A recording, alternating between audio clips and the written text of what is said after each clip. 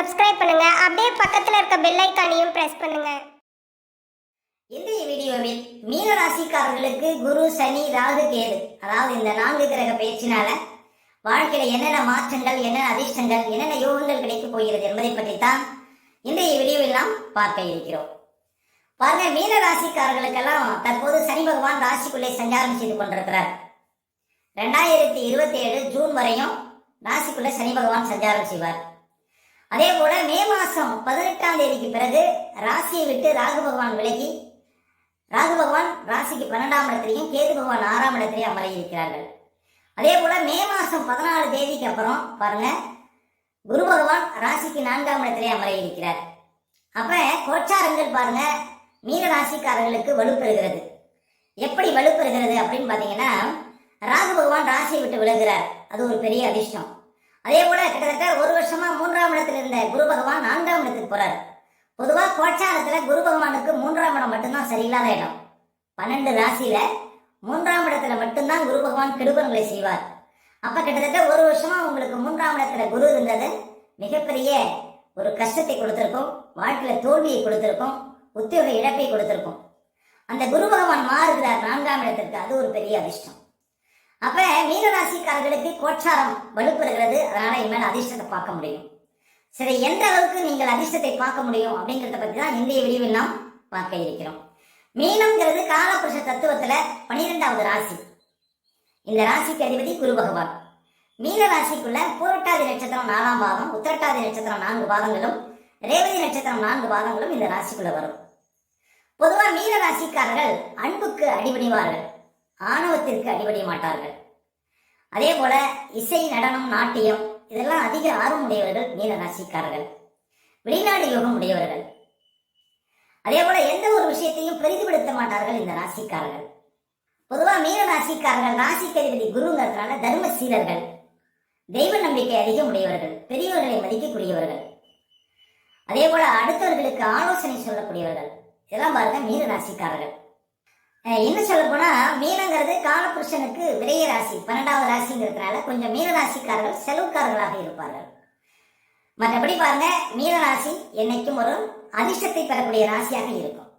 சரி, மீன ராசிக்காரர்களுக்கு இந்த குரு, சனி, ராகு, கேது பேச்சினால என்னென்ன மாற்றங்கள் நடக்கும்? முதல்ல பாருங்க, ராகு பகவானை பற்றி பார்ப்போம். ராகு பகவான் கிட்டத்தட்ட 1.5 வருடமாக ராசிக்குள்ளே சஞ்சாரம் செய்து கொண்டிருக்கிறார். வருகின்ற மே மாசம் 18ஆம் தேதிக்கு பிறகு ராசியை விட்டு விலகி ராசிக்கு 12ஆம் இடத்துல அமர இருக்கிறார். இந்த ராகு பகவான் கிட்டத்தட்ட 1.5 வருஷமா ராசிக்குள்ள சஞ்சாரம் செய்தனால நிறைய பேருக்கு பாருங்க ஞாபக சக்தி குறைவுங்கிறது இருந்திருக்கும். அதே போல ஒரு சிலருக்கு உடம்பு வெயிட் ஏறுறது, இல்லைன்னா உடம்பு ரொம்ப பாதிக்கப்படக்கூடிய சூழ்நிலை மீன ராசிக்காரர்களுக்கு இருந்திருக்கும்.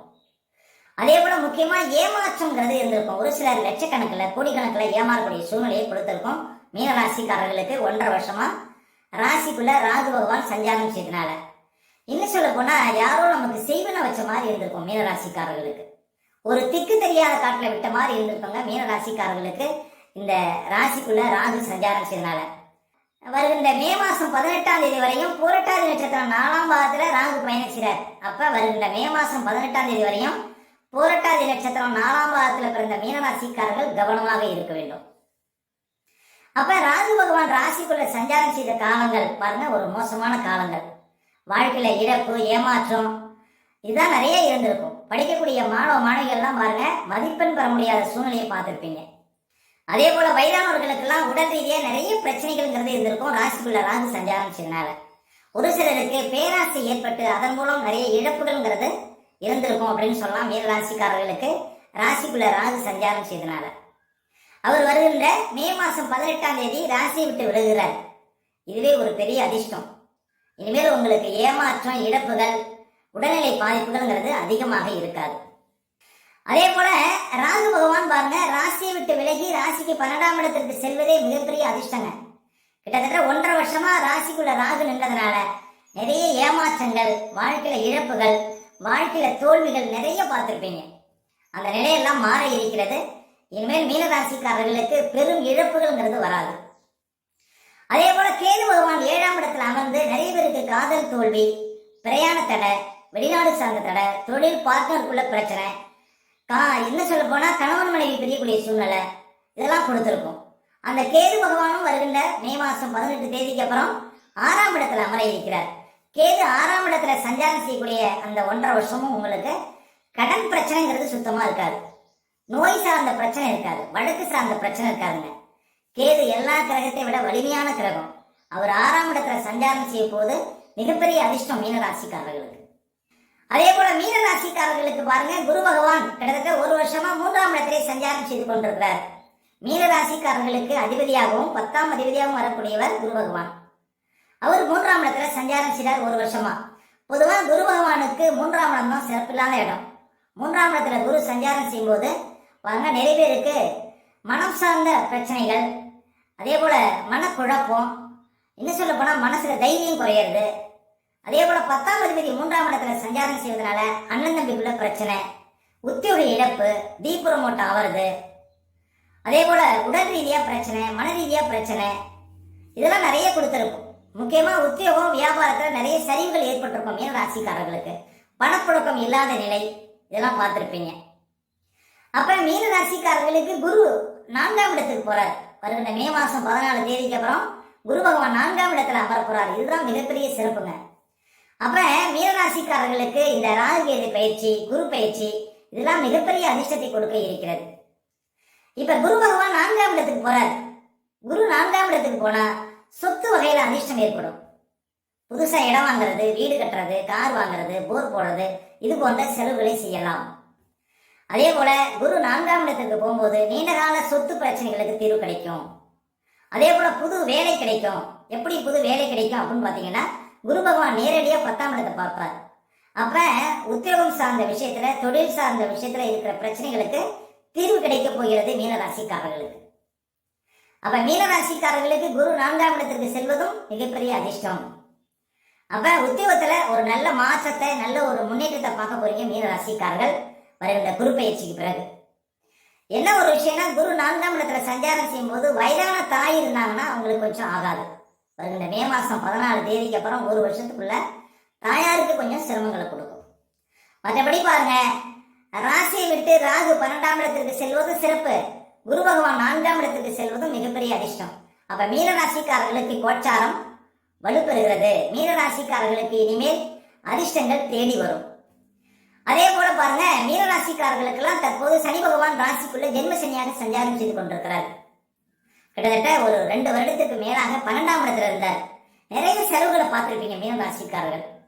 எங்க போனாலும் செலவு, எங்க போனாலும் விரயம், கண்ட செலவு, கோர்ட்டு கேஸ்ன்னு அழையக்கூடிய சூழ்நிலை, ஒரு சிலர் சேர்த்து வைத்த தனமெல்லாம் அழியக்கூடிய சூழ்நிலை, கால் பாதங்கள்ல பிரச்சனை, அதே போல சொத்து வகையில நஷ்டம், வெளிநாடு தடை, இப்படி நிறைய கஷ்டங்களை பார்த்திருப்பீங்க. கணவன் மனைவிக்குள்ள பிரச்சனை, தூக்கம் இல்லாம அவதிப்படக்கூடிய சூழ்நிலை, இப்படி நிறைய கஷ்டங்கள் பார்த்திருப்பீங்க சிரசுதனி காலகட்டத்துல. ஆனா சிரசுதனி காலகட்டத்துல யாரெல்லாம் இடம் வாங்கினீங்க, யாரெல்லாம் வீடு கட்டினீங்களோ அவங்களுக்கு ஒன்றும் பாதிப்பு இல்லை, பெரிய செலவுகள் வந்திருக்காது. தற்போது பாருங்க, மீனராசிக்காரர்களுக்கு ஜென்ம சனி. என்ன சொல்ல போனா 7 சனியில தான் வாழ்க்கையில முன்னேற்றங்கிறது நிறைய பேருக்கு இருக்கும். இந்த 2வது சுற்று 7 சனி யாருக்கெல்லாம் இருக்கிறதோ அவங்களுக்கெல்லாம் வாழ்க்கையில உயர்வுங்கிறது இந்த காலகட்டத்துல கட்டாயம் உண்டு மீனராசிக்காரர்களுக்கு. அப்ப 2வது சுற்று பொங்கு சனி நடக்கக்கூடிய மீனராசிக்காரர்களுக்கு அதிர்ஷ்டம், வாழ்க்கையில முன்னேற்றம், வாழ்க்கையில அடுத்த கட்ட நிலைக்கு செல்லக்கூடிய வாய்ப்புகள், இது எல்லாத்தையுமே சனி பகவான் உங்களுக்கு தர இருக்கிறார். அப்ப மீனராசிக்காரர்களுக்கு கோச்சாரம் மிக சிறப்பாக தற்போது இருந்து கொண்டிருக்கிறது. மீனராசிக்காரர்களுக்கு மிகப்பெரிய சிரமங்கள் இன்னும் இருக்காது. உங்களுடைய முயற்சினால, உங்களுடைய உழைப்பினால வாழ்க்கையில அடுத்த கட்ட நிலைக்கு செல்லக்கூடிய வாய்ப்புகளை கட்டாயம் பெற முடியும். இந்த ஜென்மசனி காலகட்டத்தில் ஒரு சில விஷயத்துல கவனமா இருக்கணும் மீனராசிக்காரர்கள். எந்தெந்த விஷயத்துல கவனமா இருக்கணும்? முக்கியமா அதிகமா பேசக்கூடாது. ஜென்மசனி காலகட்டத்தில் 2027 ஜூன் வரையும் பேச்சை குறைக்கணும் மீனராசிக்காரர்கள். அதே போல பாருங்க, கோபத்தை குறைக்கணும், அவசரப்படக்கூடாது. அதே போல அடுத்தவங்க விஷயத்துல தலையிடக்கூடாது, யாரையும் எளிதில் நம்பக்கூடாது. அதே போல கோர்ட்டு கேஸ்ன்னு அழையக்கூடிய சூழ்நிலையும் கொடுக்கும். அதனால எதையும் பெரிதுபடுத்தக்கூடாது. ஒரு வண்டி வாகனத்துல செல்லும்போது கவனமா போகணும். அதே போல உணவு சார்ந்த விஷயத்துல, ஆரோக்கியத்துல முக்கியமா கவனம் செலுத்தணும். உடம்பு அசதி, சோம்பல், எந்த ஒரு காரியமும் மந்தமா இருக்கிற மாதிரி ஒரு ஃபீலிங் இருக்கும், அவ்வளவுதான். மற்றபடி பாருங்க, உங்களை பற்றிய பொய் பொருளிகள்லாம் கிளம்பும். உங்களை பற்றி வதந்திகள் வந்தாலும் அதை எதையும் பெரிதுபடுத்தாமல் இருந்தால் நீங்கள் தப்பித்துக் கொள்வீர்கள் அப்படின்னு சொல்லலாம்.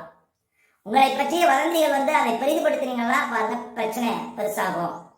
அதனால எதையும் கண்டுகொள்ளாமல் தெய்வ நம்பிக்கையோட மீனராசிக்காரர்கள் ஜென்மசனி காலகட்டத்தில் இருந்தீங்கன்னா வாழ்க்கையில் உங்களுக்கு உயர்வுங்கிறது கட்டாயம் உண்டு. அப்ப உணவு சார்ந்த விஷயத்துல கவனமா இருக்கணும். இரவு நேர பயணத்தை தவிர்க்கணும் மீனராசிக்காரர்கள்.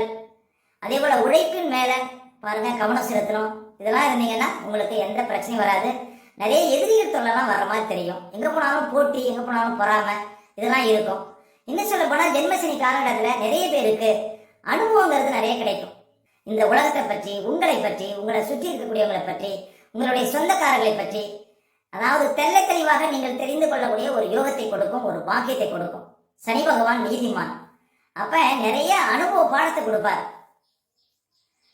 இந்த ஜென்மசனி காலகட்டத்தில் திருமணம்லாம் செய்யலாம் மீனராசிக்காரர்கள். ஆனா பார்த்து செய்யணும். அதாவது நிறைய பேருக்கு ஜென்மசனி காலகட்டத்தில் திருமணம் நிச்சயிக்கப்பட்டு கூட நின்று போய்விடும். இப்ப நீங்க ஒரு மீனராசி ஆணா இருக்கீங்க அப்படின்னா ஒரு பெண்ணை பார்க்க போறீங்கன்னா அவங்க ஏதாவது லவ் பண்றாங்களா என்னன்னு பார்த்து செய்யணும், அவ்வளவுதான். மற்றபடி பாருங்க ஜென்மசனி காலகட்டத்தில் தான் திருமணங்கிறது நிறைய நடக்கும். ஏன்னா உலகத்தை பற்றி புரிந்து கொள்ளக்கூடிய ஒரு காலகட்டம் அப்படின்னு சொல்லலாம். அதே போல ஒரு இடம் வாங்குறது, ஒரு வீடு கட்டுறது, அசிய சொத்தெல்லாம் முதலீடு நிறைய செய்யலாங்க ஜென்மசனி காலகட்டத்தில். ஆனா நிறைய பேருக்கு ஒரு மாற்றம், வாழ்க்கையில ஒரு முன்னேற்றம், வாழ்க்கையில உயர் பதவி, வாழ்க்கையில அடுத்த கட்ட நிலைக்கு செல்லக்கூடிய வாய்ப்புகள் இந்த ஜென்மசனியில கட்டாயம் நடக்கும். கொஞ்சம் விழிப்பா இருந்தா போதுங்க மீனராசிக்காரர்கள். வாழ்க்கையில இன்னும் ஜெயிக்க முடியும். ஏன்னா ராகு பகவான் உங்க ராசி விட்டு மே மாசம் 18ஆம் தேதி விலகுகிறார். அது ஒரு பெரிய அதிர்ஷ்டம். குரு 4ஆம் இடத்துக்கு போய் 10ஆம் இடத்தை பார்க்க இருக்கிறார். இது ஒரு அதிர்ஷ்டங்க. அப்ப மீனராசிக்காரர்களுக்கு விடியல் பிறந்து விட்டது. வாழ்க்கையில இனிமேல் கட்டாயம் உயர்வுங்கிறது உண்டுங்க மீனராசிக்காரர்களுக்கு. இனிமேல் எங்க போனாலும் ஜெயிக்கலாம் மீனராசிக்காரர்கள். மேலும் தகவலுக்கு எங்க சேனலை மறக்காம சப்ஸ்கிரைப் பண்ணுங்க. நன்றி.